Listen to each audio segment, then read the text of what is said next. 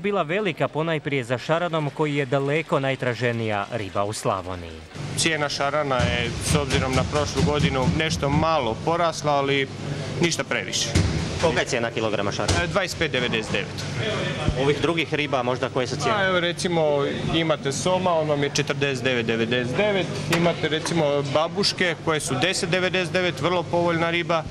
Dunavska riba, deverika, baini, jezevi koje su isto 10,99, tako da ima ribe prihvatljive za sve.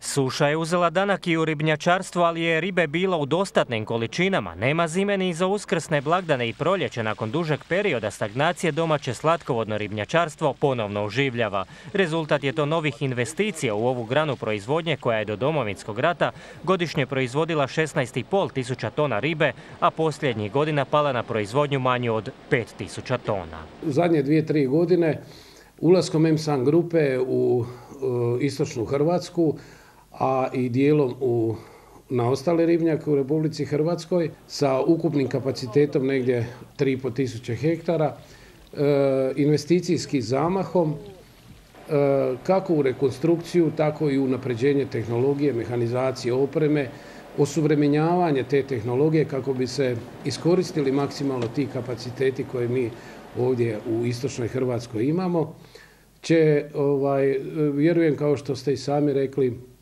rezultirati s obzirom na ciklus proizvodnje od minimalno 2 do 3 godine, će rezultirati u idućih 1-2 dana, vjerujem, puno boljom, kvalitetnijom proizvodnjom nego što je to bilo u posljednjih, ovih 20-ak godina.